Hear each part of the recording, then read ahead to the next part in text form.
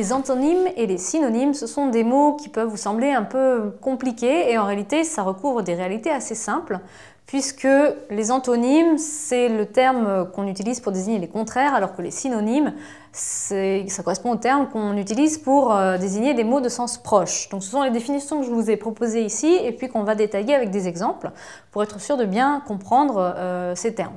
Donc d'abord les antonymes. Alors donc ce sont des mots de sens contraire. Et voici une série d'exemples pour que vous perceviez bien ce que ça veut dire. Quand on a des verbes, on peut donner comme exemple, par exemple, avancer et s'arrêter. Quand on a des adjectifs noir et blanc. Quand on a des noms, il manquerait un S d'ailleurs, obscurité et lumière. Qu'est-ce que signifie ce choix d'exemple? C'est que les antonymes, ils doivent être plutôt des termes qui réfèrent à des réalités qui ne peuvent pas exister en même temps. On ne peut pas à la fois s'arrêter et avancer. C'est pas possible. Théoriquement, on doit pas pouvoir, un objet ne peut pas être à la fois noir et blanc. Les personnes, oui, mais c'est autre chose. Du coup, ils sont d'une autre couleur que noir et blanc. Ils vont être mulâtres, ils vont être mutis, ils vont être plein de trucs. Mais ils ne vont pas avoir en même temps deux couleurs différentes. C'est pas possible. L'obscurité et la lumière, on ne peut pas être à la fois dans l'obscurité et dans la lumière. Donc, les antonymes, ce sont des termes qui désignent des réalités qui s'excluent, qui ne peuvent pas être ensemble, qui ne peuvent pas exister en même temps sur la même chose.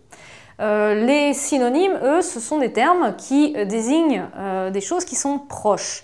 Alors je vous ai mis des mots de sens proche, voire identique, parce que normalement, vu qu'on a plusieurs mots, on ne devrait pas avoir un sens rigoureusement identique, sinon on n'a pas de mots différents, si on aurait le même mot tout le temps. Donc il y a souvent des nuances qui sont attachées à plusieurs synonymes. On va voir ici avec l'exemple du mot peur. Il y a plein de synonymes pour la peur. Il y a la crainte, l'effroi, l'inquiétude, l'angoisse, l'anxiété, le trac. Et il y en aurait encore d'autres.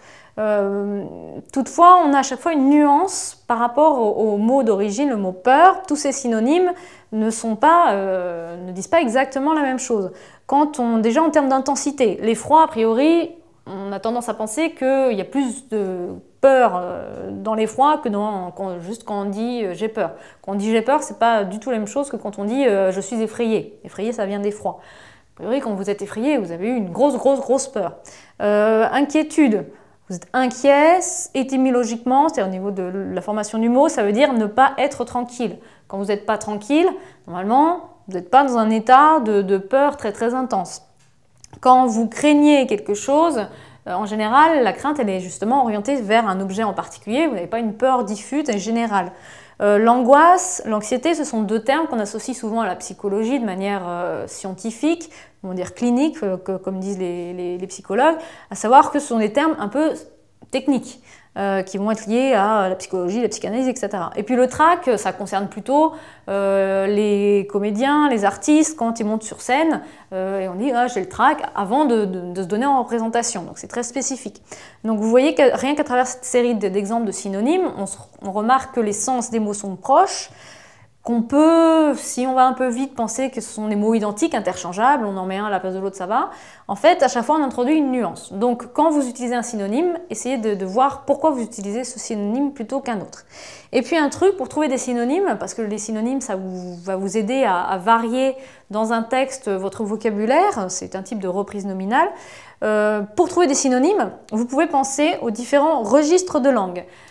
Exemple avec la peur. La peur, c'est un mot de registre courant, qui n'est pas de registre ordinaire, qui n'est pas exceptionnel comme mot. On n'a pas besoin de chercher la définition et ça ne semble pas trop relâché. Si vous cherchez un mot plus élaboré, vous allez plutôt justement aller vers inquiétude ou angoisse. Et à l'opposé, si vous voulez chercher un mot de registre plus familier, plus relâché, vous allez pouvoir dire la frousse par exemple. Ou les pétoches, avoir les pétoches et avoir peur. Donc vous allez avoir d'autres synonymes en fonction du registre de langue que vous allez considérer. Donc si à un moment vous êtes un peu en panne pour trouver des synonymes, essayez pour vous amuser un petit peu de trouver les mots qui correspondent au registre soutenu, au registre familier de langue, et puis ensuite ça va sans doute débloquer les choses pour trouver les mots dans le registre de langue, les synonymes dans le registre de langue que vous devez respecter, puisque souvent quand vous faites un écrit d'invention, vous devez respecter un certain registre de langue. Si d'ailleurs vous avez un doute sur les registres de langue, n'hésitez pas à aller voir la vidéo sur cette notion-là. Et puis dernier élément, comme il s'agit ici d'un type de reprise nominale que les synonymes, je vous invite aussi à aller voir tout simplement la vidéo sur les reprises nominales, voir aussi celle sur les reprises pronominales.